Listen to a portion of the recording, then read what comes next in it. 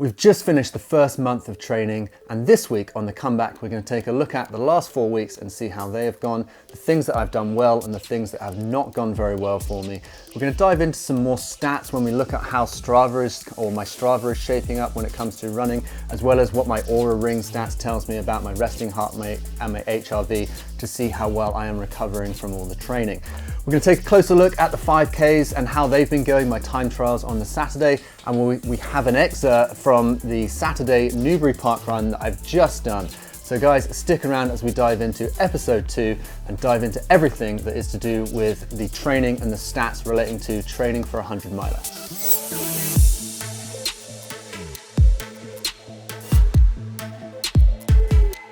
So let's kick things off with how the last 4 weeks have gone if we look at my training in terms of volume.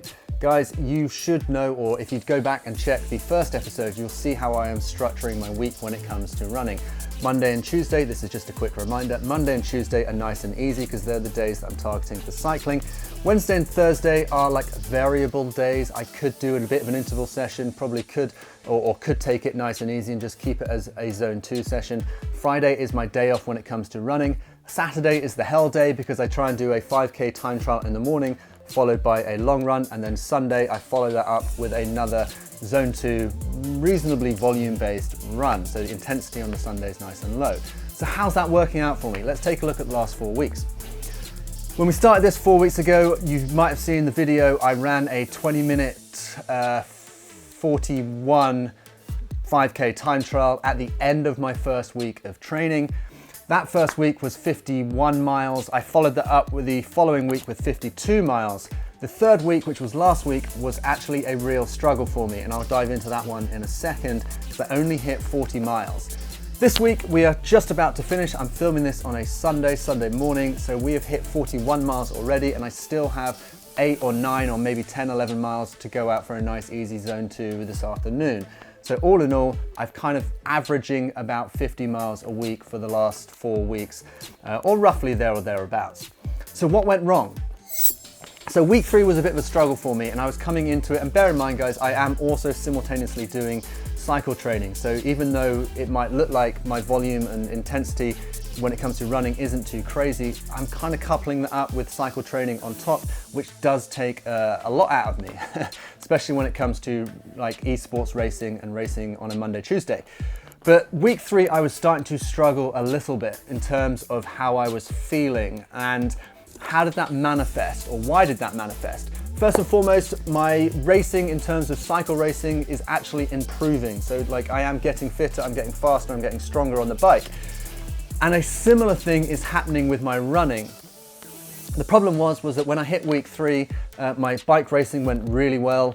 I then went out for a run with a friend on the Wednesday, which was meant to be a zone 2 run, and it ended up being an 8 miler with 4 sets of 7-minute intervals off a 3-minute rest.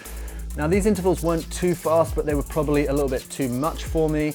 I then followed that up on the Friday with a esports race in the morning, an hour and a half interval session with a buddy on the bike in the morning, followed by an esports race Friday afternoon. So it was just like super intense in terms of bike training, trying to couple that up with the run training.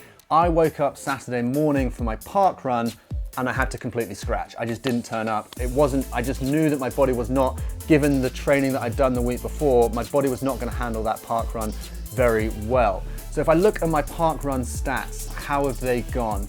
First one after week 1 was 20 minutes 41, I think.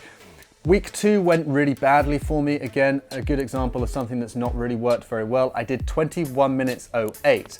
I will point out, I had to stop during that park run to walk for a section because I was having such bad tummy issues. Would I have beaten the 20 minute 41 mark? Touch and go, you know, maybe not. I'm not even worried about it.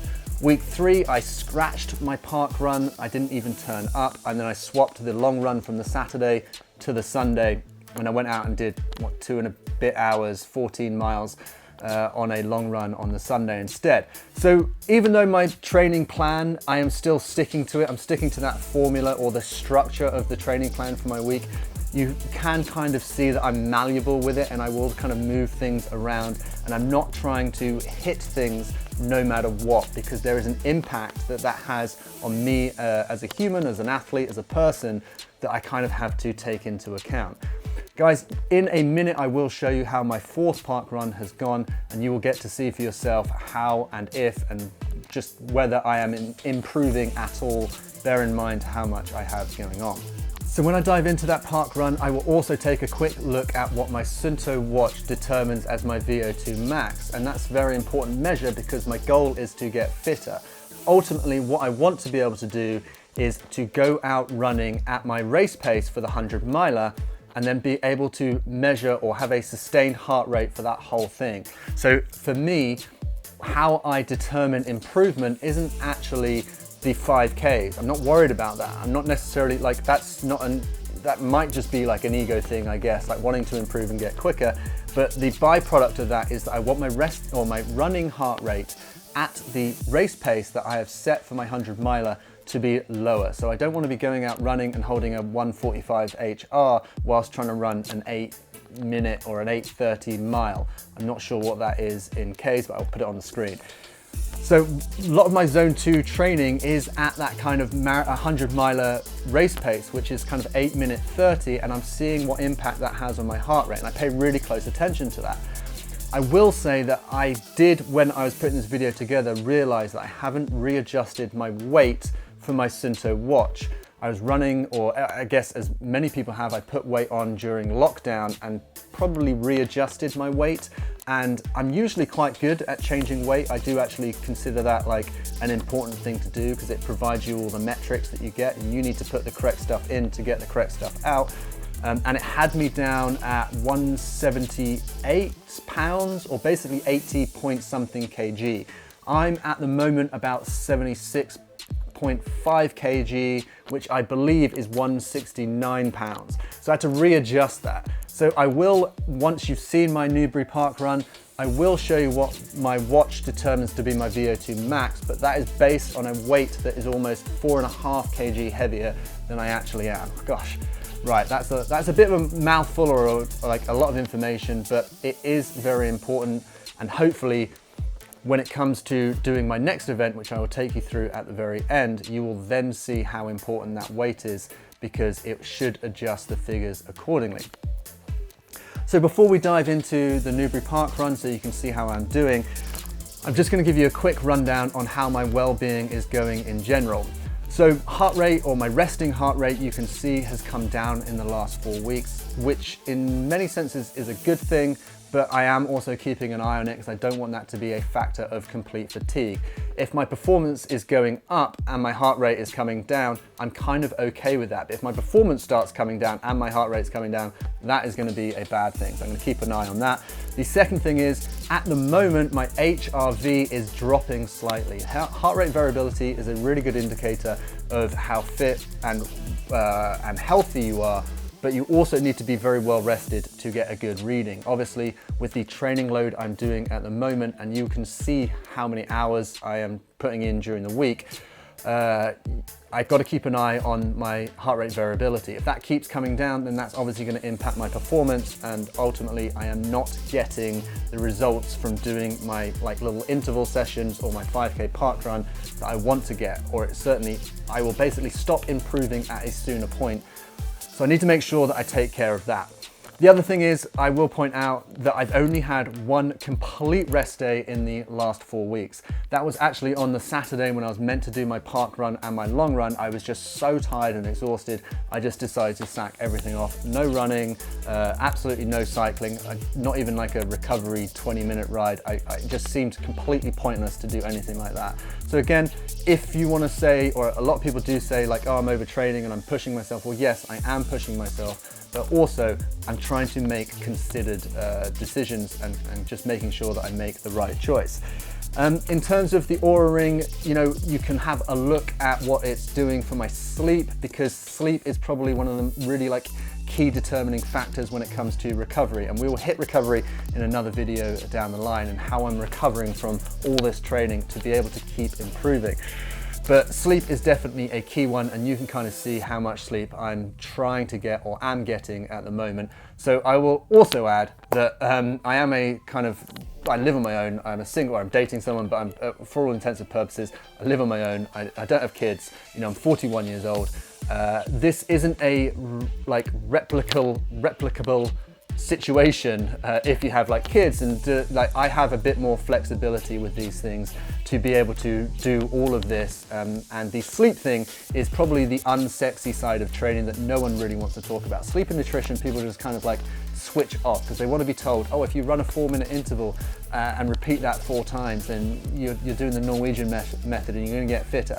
But you do that when you've got no sleep, you're not going to get the same benefit. Like, so sleep and nutrition, super important, but you can see there that I am actually focusing on that. So guys, this is the point. I'm going to show you where my fitness is at. I'm going to take you through the Newbury Park Run, and you guys are going to see whether actually any of this training is paying off or I'm just running myself into doom and gloom. So here you go, check it out, Newbury Park Run with a friend. Right guys, Saturday morning park run, 8:50 in the morning. I've actually met up with a buddy of mine who I went to school with, so bear in mind we knew each other when we were like 14 to 18, and I'm in Newbury Park Run, which I've been told has some nice quick runners, which are obviously going to help pace me through it. 5k sharpish test of the legs, which I am looking forward to. We're going to see how our fitness is. A little easier day yesterday.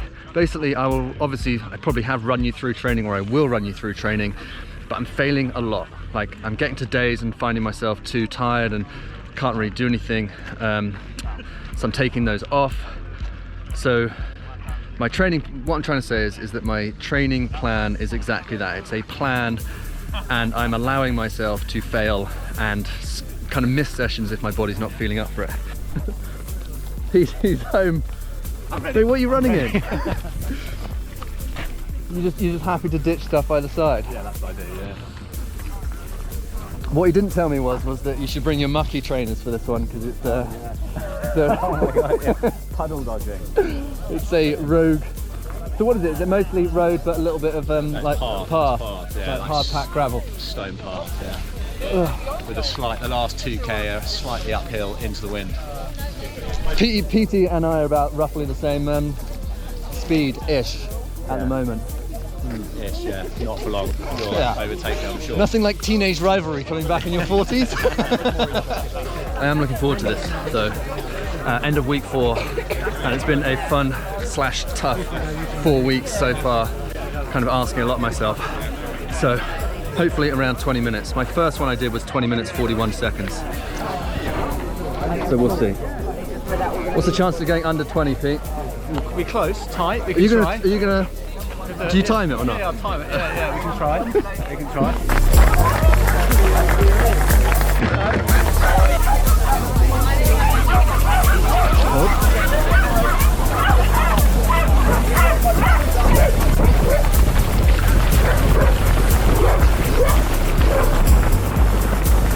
Oh, man! Oh, man! You got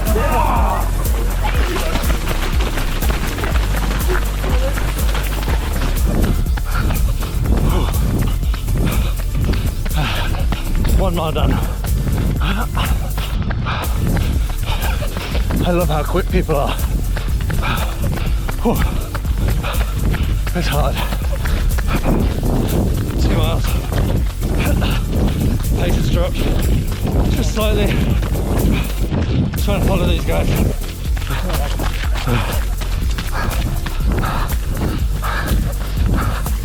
400, 500 meters. She got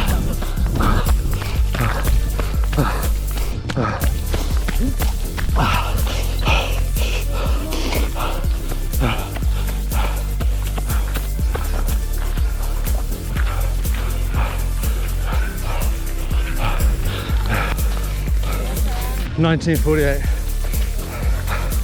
That last like 3/4 of a mile is gentle incline uphill. That was brutal. Thank you, ladies. Well done, man. Brave in white shoes, dude. Well, unfortunately, first time here, didn't Not the newbie. didn't get given the Heads up, you get the memo. That last 1K, like back up that little incline. Normally it seems to win. Oh really? Win today, yeah. No, dead win. Oh, that was a big thank you to Pete for encouraging me to come along and do that. Because one of my big takeaways is, obviously something I talk about is, you know, I had a friend who invited me to go for a run on a Monday, and he didn't make it through the weekend because he's struggling with mental health, so we never actually got to go for a run. So this is me telling you, there's going to be times when someone says, do you want to meet up and go for a run?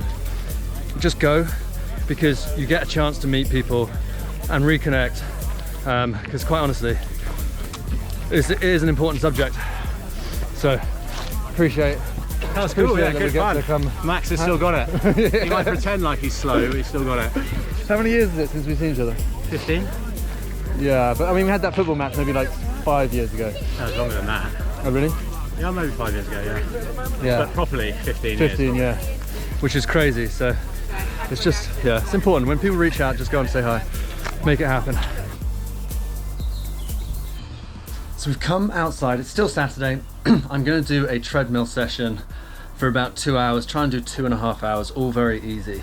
I'm not gonna take you through the session because obviously it's just a 2 hour slow, easy run, but what I wanted to do was show you my treadmill setup, because it's gonna come in very handy and useful a little bit later down the line when I start doing like a lot of incline training, because it's a lot of neuromuscular strength, a lot of aerobic strength without being too damaging to your legs, and basically the components of trying to put in like a 100-mile week.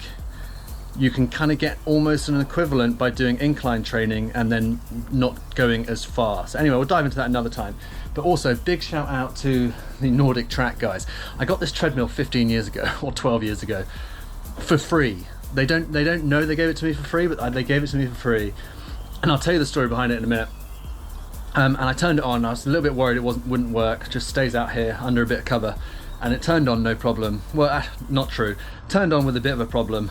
Had to fix that, but we are good to go. So we've got another year, hopefully, out of the incline treadmill. But incline training is going to be a huge part of my 100-miler training plan, because again, like I said, you can get the aerobic capacity going, like aerobic training, without the severe impact or the trauma of just ground reaction force, like your foot hitting the floor really hard.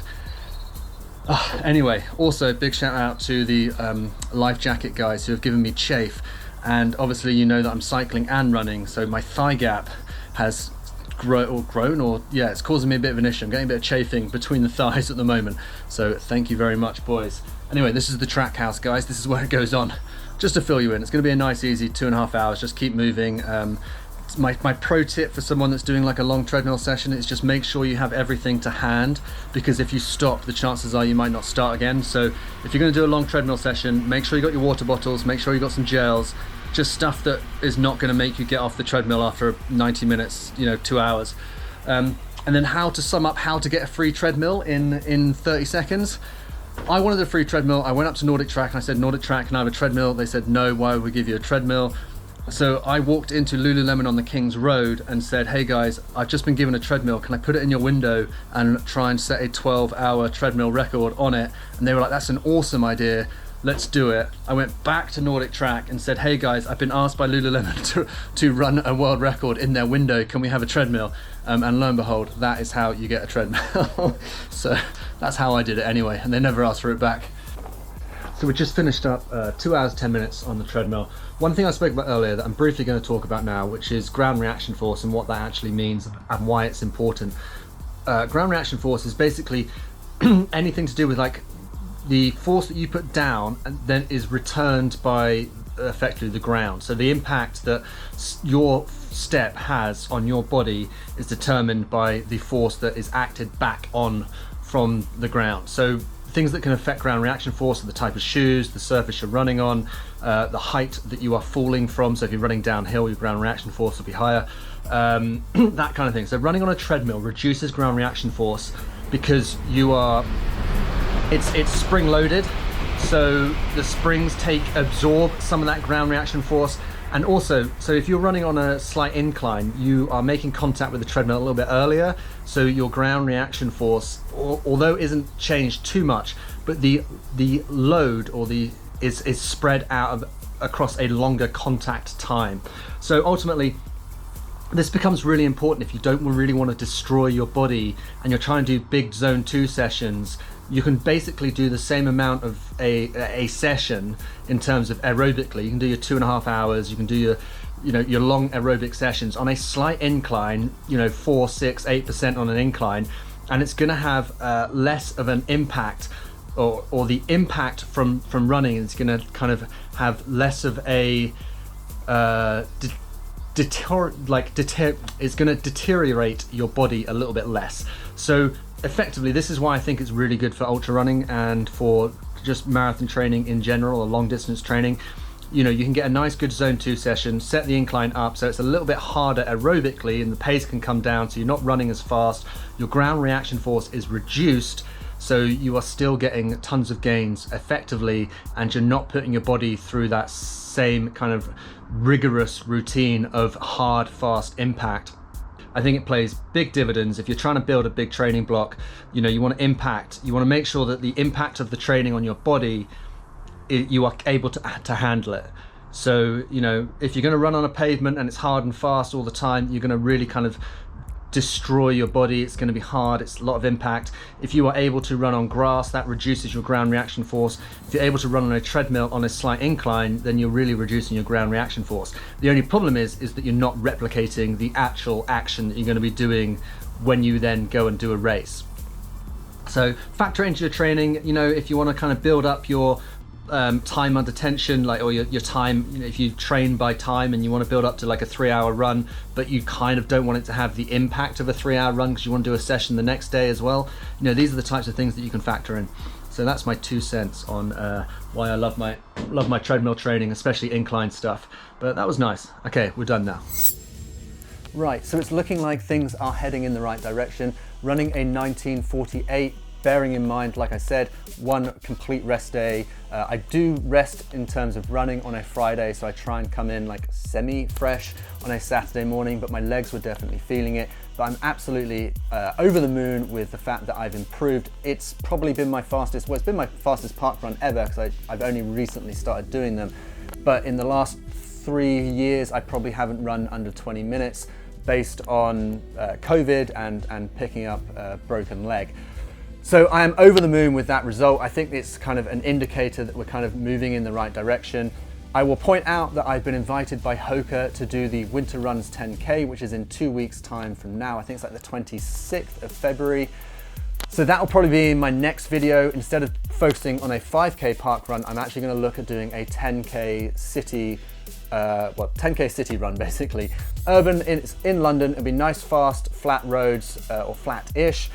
So that's going to be a really good point to focus on and see what my 10K time is, bearing in mind that I've been doing a little bit of 5K speed work. So off the back of that 1948 time, my Sunto said that my VO2 max was roughly 55 volume, whatever it is. I have readjusted my weight now in my watch, so that might creep up a little bit. The goal is to try and improve my VO2 max, because obviously, like I said, I can then run my race speed a little bit more, or it has less of an impact on my kind of fitness, or it has less of an impact on my aerobic system once I'm trying to hold that slightly kind of slower race speed, given what my heart rate is and things like that. So that becomes very important, improving my VO2 max, and that I'm going to use as a little metric and see what that is when I do the 10K.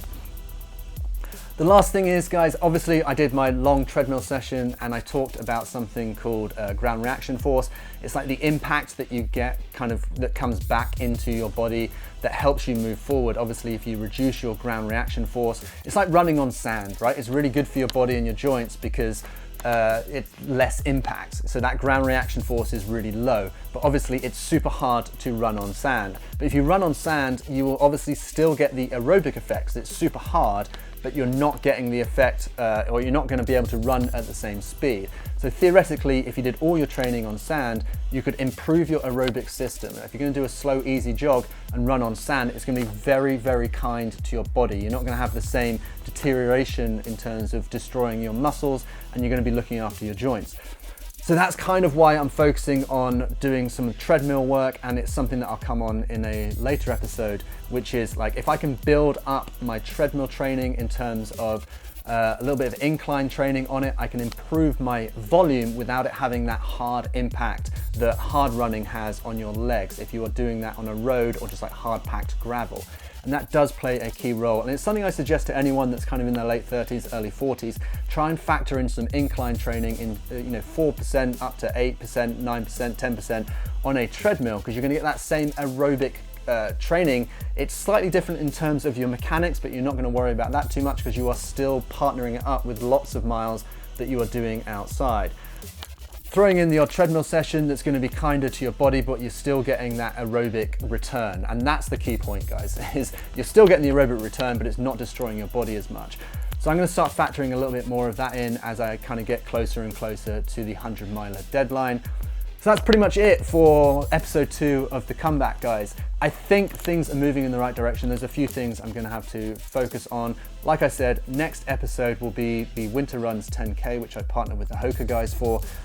And I'm looking forward to that, and that will be a race that I'll probably do like a 3-day taper for. So I'll kind of maybe even cut out some of the bike training, just 3 days where I really focus on reducing the intensity and volume and try and put a good time in and see how we're doing for that. Thanks for sticking around, guys. Let me know in the comments if there's anything you are curious about or you want to see, or things that you think I should be focusing on. And I do appreciate anyone that does comment, like, or subscribe, because, guys, I do this all in the name of fun. Well, type 2 fun, let's put it that way. I will see you guys on the next episode.